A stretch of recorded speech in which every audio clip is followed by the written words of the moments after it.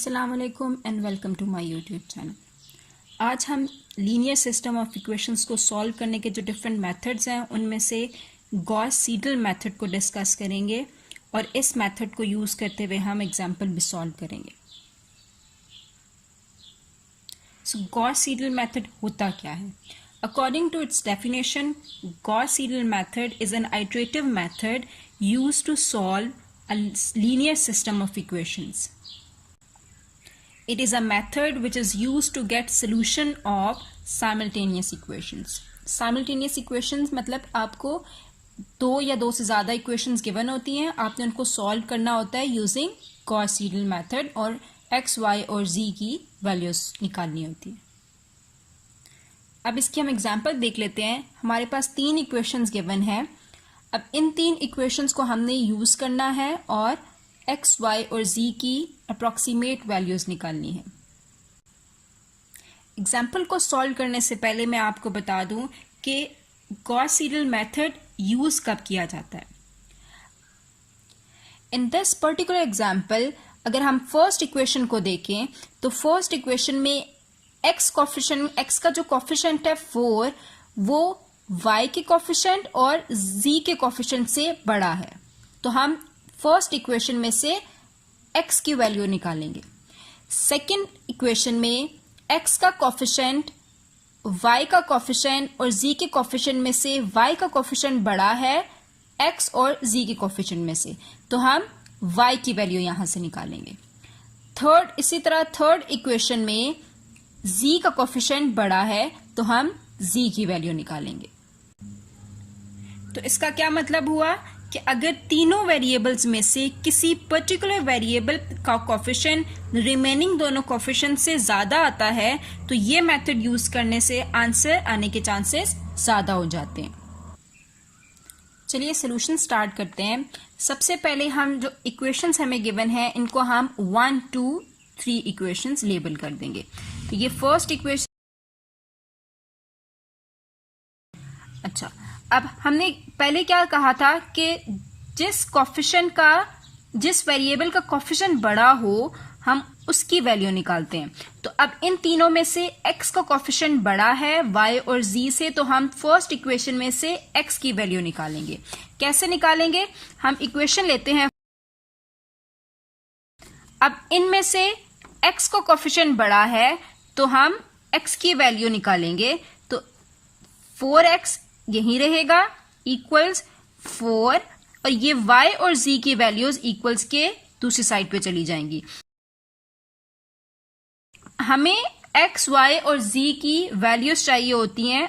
x, y, z के variable simple चाहिए होती हैं, उनकी जो वैल्यूज होती हैं वो हम दूसरी साइड पे ले जाते हैं।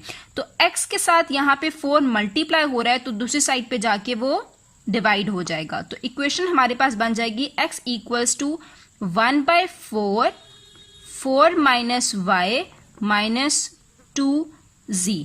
तो ये जो फर्स्ट इक्वेशन थी वहां से हमने ये इक्वेशन बना ली x की इक्वेशन। अब हम इसी तरह सेकेंड इक्वेशन पे आते हैं। सेकेंड इक्वेशन है हमारे पास, ये फर्स्ट इक्वेशन होगी हमारे पास। अब सेकेंड इक्वेशन है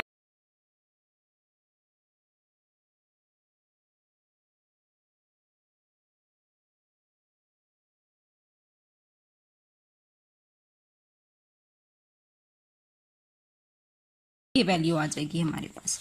इसी तरह हम थर्ड को भी सॉल्व कर लेते हैं। अब हमने तीनों इक्वेशंस को रीराइट कर लिया। अब हम आइट्रेशंस पे आ जाते हैं। सबसे पहले आ जाती है इनिशियल अप्रोक्सीमेशन। इनिशियल अप्रोक्सीमेशन में हम हमेशा वैल्यूज 0 लेते हैं। फर्स्ट आइट्रेशन पे आ जाते हैं। फर्स्ट आइट्रेशन में हम x की वैल्यूज को कंसीडर करेंगे। तो x की वैल्यूज हमारे पास क्या थी? x की इक्वेशन ये थी। हम x की इस इक्वेशन को यूज करेंगे और इनिशियली हमारे पास y और z की वैल्यूज नहीं है, तो इनिशियली y और z की वैल्यूज हमने क्या ली है? 0, 0। x की भी 0 है, लेकिन फर्स्ट आइट्रेशन में हम x की वैल्यू को लेंगे, x की जो इक्वेशन है उसको लेंगे। तो हम x की इक्वेशन लिखते हैं। अब हमने इसमें वैल्यूज पुट करनी है। फर्स्ट आइटरेशन में x लेंगे और y और z की वैल्यू को 0 लेंगे क्योंकि इनिशियली हमारे पास ये 0 है। तो ये हमारे पास इक्वेशन बन जाएगी x।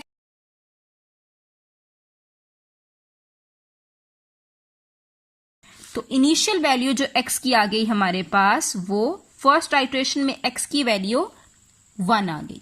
अब हम जब सेकेंड आइटरेशन में आ रहे हैं, फर्स्ट आइटरेशन में सेकेंड वेरिएबल पे आ रहे हैं, तो हम y लेंगे, y की इक्वेशन लेंगे। अब हम y की तो वैल्यू ये लेंगे, लेकिन जब हमने फर्स्ट आइटरेशन में x की इक्वेशन ली थी तब हमने y भी 0 लिया था और z भी 0 लिया था, क्योंकि इनिशियली y और z की वैल्यूज हमारे पास मौजूद नहीं थी।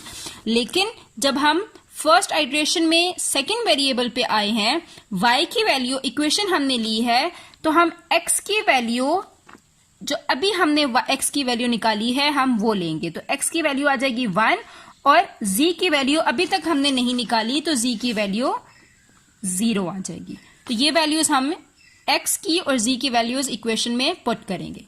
तो y की वैल्यू आ गई हमारे पास 0.8। अब हम फर्स्ट आइटरेशन में थर्ड वेरिएबल पे जाएंगे। अब हम जब इक्वेशन z की ले रहे हैं तो x और y की वैल्यूज आ जाएंगी, और x की वैल्यू जो हमने अभी निकाली है x इक्वल्स टू 1 और y इक्वल्स टू 0.8। तो क्या करते हैं, हर अगले स्टेप पे पिछले स्टेप की वैल्यूज यूज हो जाती हैं। तो जब हमने जब हम x सॉल्व कर रहे थे तो हमारे पास y और z की वैल्यूज नहीं थी, इसीलिए हमने इनिशियल अप्रोक्सीमेशन 0 लिया था, हमने वो वैल्यूज यूज कर ली। जब हम y की वैल्यू के लिए सॉल्व कर रहे थे तो हमारे पास x की वैल्यू तो आ चुकी थी, z की वैल्यू नहीं थी, तो हमने x की वैल्यू यूज कर ली, z की जगह हमने 0 पुट कर दिया। इसी तरह हम जब थर्ड आइटरेशन पे आ रहे हैं तो z की इक्वेशन यूज कर रहे हैं, x और y की वो वैल्यूज यूज कर रहे हैं जो हमने अभी कैलकुलेट की हैं। तो z की वैल्यू आ गई 0.8। तो हमने क्या किया, फर्स्ट आइटरेशन में तीनों वेरिएबल्स की हमने वैल्यूज कैलकुलेट कर ली। फर्स्ट आइटरेशन में जो हमने वैल्यूज निकाली थी, तो आइटरेशन फर्स्ट थी, तो हमने जो x की वैल्यू निकाली थी उसको हम x1 लेबल करेंगे, जो हमने y की वैल्यू निकाली थी उसको हम 1 होगी, और जो z की वैल्यू है वो भी z1 हम कहेंगे, क्योंकि हमारे पास ये फर्स्ट आइटरेशन है। तो जब सेकेंड आइटरेशन की बारी आएगी तो सेकेंड आइटरेशन में क्योंकि आइटरेशन सेकेंड है तो जो x की वैल्यू है उसको हम x2 कहेंगे, जो y की वैल्यू कैलकुलेट होगी उसको हम y2 कहेंगे, और z की जो वैल्यू होगी उसको z2 कहेंगे। इसी तरह हम जब थर्ड आइटरेशन पे जाएंगे तो इन तीनों वेरिएबल्स को 3 लेबल करेंगे, इसी तरह 4, 5 and so on. Second iteration में मैंने क्या किया है, सेकेंड आइटरेशन में क्योंकि x की इक्वेशन यूज करनी है सेकेंड आइटरेशन में, तो x की वैल्यू हमने ली। x की वैल्यू में क्योंकि x की वैल्यू के लिए सॉल्व कर रहे हैं तो इक्वेशन ये लेंगे x की, और y और z की वैल्यूज हम वो लेंगे जो अभी हमने फर्स्ट आइटरेशन में सॉल्व की हैं। तो जो फर्स्ट आइटरेशन में y की वैल्यू 0.8 थी और z की वैल्यू 0.4 थी, तो हम सेकेंड आइटरेशन में y और z की जगह न्यू वैल्यूज यूज करेंगे।